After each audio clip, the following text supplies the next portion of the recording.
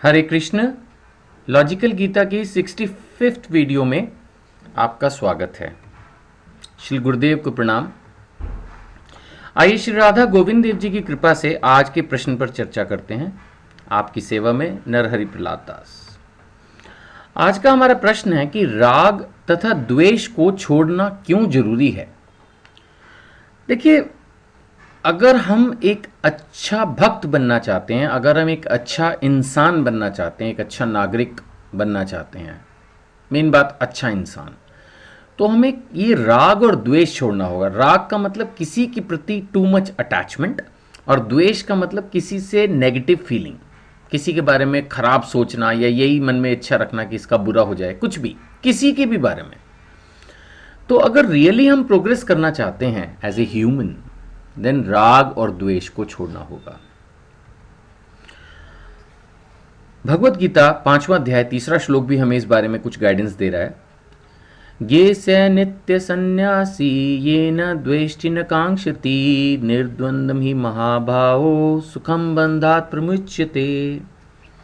श्री भगवान कह रहे हैं, जो पुरुष न तो कर्म फलों से घृणा करता है न कर्म फल की इच्छा करता है, वह नित्य सन्यासी जाना जाता है।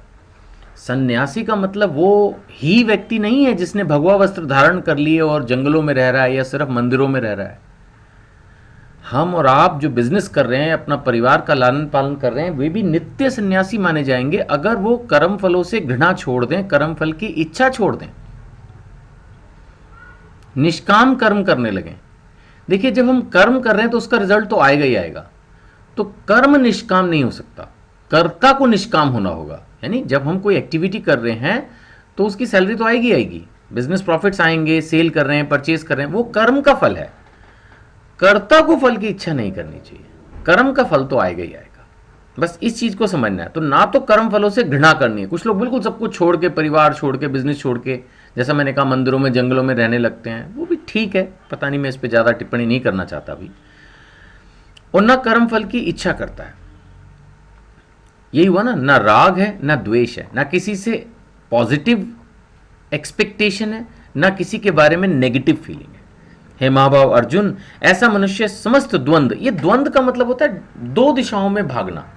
जैसे सुख और दुख अपने आप में एक द्वंद्व है कि कभी सुख के पीछे पड़े हैं, कभी दुख के पीछे पड़े हैं। इसी तरह से ये राग और द्वेष, किसी से तो हमें बहुत अटैचमेंट है, हम चाहते हैं बस इसी का भला होता रहे। जैसे आमतौर पर सभी लोग अपने बच्चों के प्रति रागी होते हैं। अटैचमेंट होना अलग बात है, केयर होना अलग बात है, उनको हेल्प करना, उनको टीच करना अलग बात है। बट रागी होना कि चाहे अपना बच्चा गलत भी हो, हमें तो उसी का ही साथ देना है, ये समटाइम डेंजरस होता है। तो इसलिए किसी के भी प्रति रागी नहीं होना चाहिए, ऐसे किसी के प्रति द्वेषी नहीं होना चाहिए। चाहे वो सही भी हो, हमने उसको क्रिटिसाइज ही करना है या उसको नापसंद ही करना है। कोई आदमी अच्छी गाड़ी भी लगाए तो उसमें नुक्स ही निकालना है। ये जो होता है ना, ये राग और द्वेष के द्वंद्व हैं। ये इंसान को भक्ति में प्रोग्रेस नहीं करने देंगे, उसको एक अच्छा इंसान नहीं बनना देंगे। इसीलिए भगवान कह रहे हैं, महाभाव अर्जुन, ऐसा मनुष्य समस्त द्वंद्वों से रहित होकर भव बंधन को पार कर पूर्णतया मुक्त हो जाता है।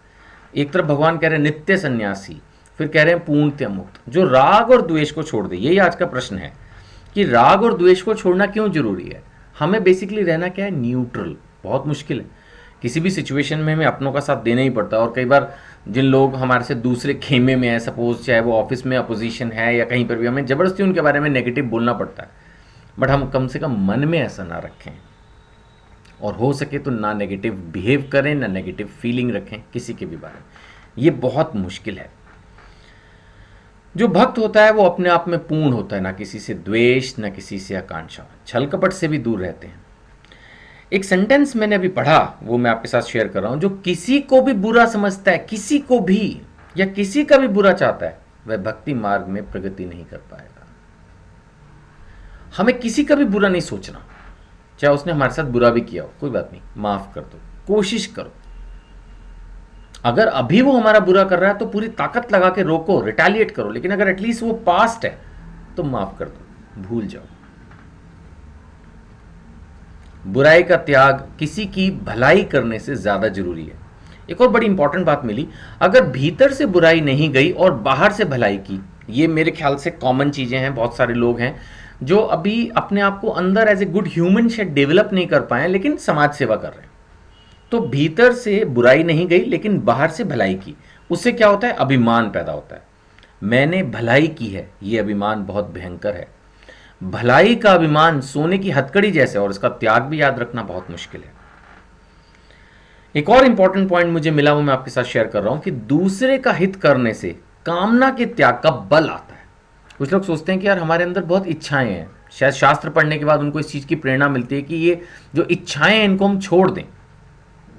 तो जब हम रियली दूसरे का हित, निष्काम सेवा, जब हम दूसरे का हित करने से कामना के त्याग का बल आता है। बल, जो ताकत है कामना के त्याग की, वो कहां से आती है, परोपकार से, परहित से। कर्म योग में कर्ता निष्काम होता है, कर्म नहीं, ये हम डिस्कस कर चुके हैं।